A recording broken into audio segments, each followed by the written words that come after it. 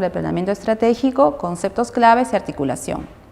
El planeamiento estratégico es un proceso sistémico construido a partir del análisis continuo de la situación actual y del pensamiento orientado al futuro. Genera información para la toma de decisiones con el fin de lograr los objetivos estratégicos que nos hemos establecido. El proceso de planeamiento estratégico lo podemos definir en tres grandes preguntas. Una primera, ¿cómo estamos hoy? ¿Qué implica analizar y comprender la situación en la que nos encontramos, orientando y tomando en cuenta el futuro? Una segunda pregunta es ¿hacia dónde queremos ir? Que implica definir las metas y los indicadores que tenemos que alcanzar en un horizonte de tiempo establecido. Y finalmente, una pregunta que es ¿cómo vamos a llegar? Que implica definir cuáles son nuestros objetivos estratégicos y trazar la ruta estratégica que vamos a llevar para alcanzar esos objetivos. El planeamiento estratégico orientado al desarrollo tiene como finalidad mejorar la calidad de vida de las personas en un contexto de gobernabilidad democrática, modernización de la gestión pública y crecimiento sostenible. El éxito del planeamiento estratégico orientado al desarrollo está sujeto a tres puntos claves. Uno, que haya una adecuada definición de los objetivos y el alcance del planeamiento, así como la programación y los proyectos. En segundo lugar, que logremos el involucramiento de todos los actores que participan de ese desarrollo. Y finalmente, la anticipación estratégica para tomar decisiones informadas, gestionar riesgos y aprovechar las oportunidades. Un elemento importante del planeamiento estratégico en nuestros territorios es que sea de carácter participativo y principalmente que sea concertado. Un territorio está conformado por múltiples actores y muchas veces la confluencia de estas posiciones pueden generar una complejidad mayor. Por ello es que el diálogo es un mecanismo muy importante para lograr la sostenibilidad de nuestros proyectos y planes que orientamos al desarrollo. El diálogo nos permite construir visiones compartidas de futuro. El planeamiento estratégico debe ser participativo y en el caso del planeamiento estratégico territorial debe estar orientado a la búsqueda de grandes acuerdos o consensos sobre cuáles son los objetivos y las metas del desarrollo.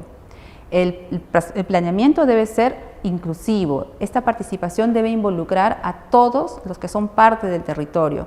Recuerden que a mayor inclusión, mayor es la legitimidad que se logra para alcanzar los acuerdos deseados. En el grupo de actores tenemos a la población en general, desde los niños, los adolescentes, las mujeres, las personas adultas mayores. También tenemos a las organizaciones claves, como las organizaciones de mujeres, organizaciones de trabajadores de base, los grupos de cámaras de comercio, también los medios de comunicación. Finalmente tenemos al grupo de expertos que los podemos encontrar en las universidades y en las instituciones especializadas. Los mecanismos de participación pueden ser muchos, les podemos sugerir, por ejemplo, hacer consultas nacionales, hacer foros, mesas de trabajo alrededor de algunos temas y, por supuesto, encuestas de opinión y grupos focales. El planeamiento estratégico se compone de las siguientes fases. Una primera fase que es la del análisis prospectivo. En esta fase, que se puede lograr a través de 5 pasos, lo que hacemos es primero hacer un diseño de nuestro modelo conceptual. Luego identificamos y analizamos algunas tendencias que puedan impactar en nuestro territorio o en nuestro sector. Luego también identificamos cuáles son las variables estratégicas con las que vamos a trabajar y a planificar. Hacemos un diagnóstico de estas variables estratégicas y finalmente con ellas construimos los escenarios con los cuales vamos a hacer el planeamiento estratégico. En una segunda fase entramos a hacer la parte estratégica. Esto implica también 5 pasos a través de los cuales vamos construyendo cuál es nuestro escenario apuesta, hacia dónde vamos a orientar el desarrollo de nuestro territorio, cuál es la visión que vamos a construir y que va a orientar cada una de nuestras acciones. Luego definimos nuestros objetivos estratégicos para el desarrollo, los indicadores y las metas que vamos a plantear. Finalmente, las acciones estratégicas que nos van a conducir a este desarrollo y con ellas identificamos la ruta estratégica con la que vamos a lograr las metas propuestas. En una tercera fase que hacemos, que es la fase institucional, lo que hacemos es aterrizar a la misión de nuestra institución para luego definir los objetivos estratégicos institucionales, así como sus indicadores y metas, las acciones estratégicas institucionales también, la identificación de la ruta estratégica que va a llevar a cabo nuestra institución y finalmente vamos a vincular cada una de nuestras estructuras programáticas con el presupuesto público. A través de cada una de estas tres fases vamos también a hacer un proceso continuo de seguimiento con el fin de poder ir ajustando lo que vamos definiendo. Vamos a presentarles algunos conceptos de planeamiento territorial que se manejan en el ámbito internacional. En primer lugar, tenemos que decir que el planeamiento estratégico incluye el planeamiento territorial, el cual es de alcance general, es articulado, estratégico, prospectivo y participativo. En segundo lugar, que el planeamiento territorial necesariamente debe anteceder a la gestión y al ordenamiento del territorio. Todas las denominaciones referidas al ordenamiento del territorio, como ordenación, zonificación, demarcación, realizado a nivel del gobierno o del sector, deben responder a los lineamientos y a las directrices del planeamiento estratégico. Finalmente, mencionar que los países de la Unión Europea gestionan su territorio respetando las competencias sectoriales y territoriales y desarrollando mecanismos de solución de controversias. Respecto al marco legal del planeamiento territorial en nuestro país, tenemos que decir que el CEPLAN es el ente rector de la planificación en el Perú, de conformidad con la ley de creación, el decreto legislativo 1088. Hay algunas funciones claves del CEPLAN, por ejemplo, es quien promueve la armonización de la formulación de planes, de políticas de desarrollo multisectorial, sectorial y territorial con el Plan Estratégico de Desarrollo Nacional. Asimismo, el CEPLAN articula e integra en forma coherente y concertada las diferentes propuestas y opiniones para la elaboración del Plan Estratégico de Desarrollo Nacional, así como de los planes nacionales, sectoriales, institucionales y subnacionales, con las orientaciones, los métodos, los procesos y los instrumentos para el planeamiento estratégico. Un elemento importante del planeamiento estratégico es la necesidad de reforzar el proceso de articulación entre los planes. Para los gobiernos regionales y locales y sus correspondientes organismos públicos, la articulación del planeamiento estratégico con el presupuesto se materializa en la siguiente cadena de planes estratégicos. Comenzamos con el Plan Estratégico de Desarrollo Nacional, que marca el lineamiento de desarrollo del país. Continuamos con los planes estratégicos sectoriales, con los cuales nos debemos articular, a la par que con el Plan de Desarrollo Regional Concertado, que son nuestros grandes marcos de desarrollo territorial. A ello sumamos nuestro Plan Estratégico Institucional, que está articulado a los otros planes, y luego el Plan Operativo Institucional, que es finalmente el que se va a articular al presupuesto público. Los planes de ordenamiento territorial que existan deben articularse al Plan de Desarrollo Concertado, a los planes estratégicos sectoriales y al Plan Estratégico de Desarrollo Nacional. La articulación entre los planes se da a nivel de los objetivos. Tenemos tres niveles de articulación. Un primer nivel en el cual nos articulamos entre objetivos nacionales específicos a los objetivos nacionales del Plan Estratégico de Desarrollo Nacional. Un segundo nivel de articulación es cuando llevamos nuestros objetivos estratégicos territoriales y los articulamos a los objetivos nacionales específicos y a los objetivos nacionales. Esto cuando tenemos competencias exclusivas, pero si tenemos competencias compartidas, nos articulamos además a los objetivos estratégicos sectoriales que a su vez están articulados a los objetivos nacionales específicos y nacionales. Un tercer nivel de articulación es cuando atamos nuestros objetivos estratégicos institucionales a los objetivos territoriales y nacionales, cuando son competencias exclusivas y cuando son competencias compartidas también a los objetivos sectoriales y nacionales. Bien, ¿cómo en este proceso de articulación al cual nos hemos referido podemos involucrar los planes de gobierno?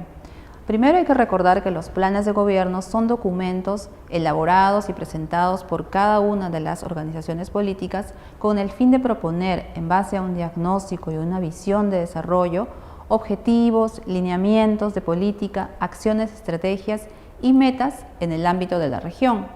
Las propuestas de las organizaciones políticas deben ser formuladas de manera clara, precisa y sin exceder las competencias que se ha sido asignada a los gobiernos regionales. Los planes de gobierno deben articularse, en primer lugar, a las políticas nacionales del Acuerdo Nacional, también a los objetivos nacionales y específicos del Plan Estratégico de Desarrollo Nacional. Deben también vincularse al marco macroeconómico multianual y finalmente deben vincularse a los objetivos territoriales del Plan de Desarrollo Regional concertado. Recuerden que los planes de gobierno, como está establecido, deben incluir enfoques de interculturalidad, enfoques de género, enfoques de igualdad de oportunidades y enfoque de identidad y cultura. Continuamos con la sesión 5 sobre análisis prospectivo de la realidad regional. Para ello vamos a hacer una breve definición de prospectiva, que es lo que entendemos por prospectiva en el planeamiento estratégico principalmente. Tenemos que comenzar diciendo que prospectiva es concebir el futuro para obrar en el presente. La finalidad del análisis prospectivo es anticiparnos al futuro para poder gestionar riesgos y aprovechar las oportunidades que se nos presentan.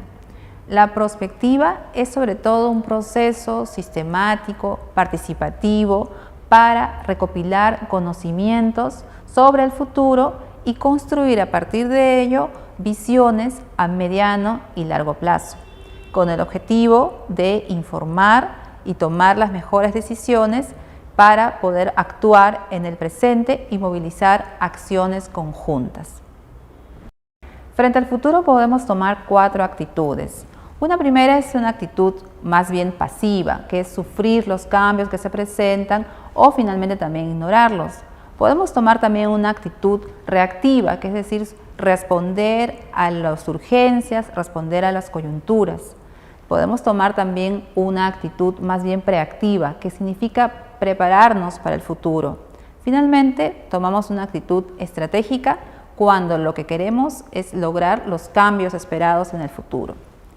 Por ejemplo, con el gráfico que ustedes ven, podemos ver que al 2050 la distribución de la población en nuestro país estará concentrada principalmente en la población adulta mayor. Frente a ese futuro que podemos anticipar, ¿qué acciones podemos tomar hoy para lograr los cambios deseados? Otro elemento clave para pensar el planeamiento estratégico es que podamos definir nuestras variables estratégicas.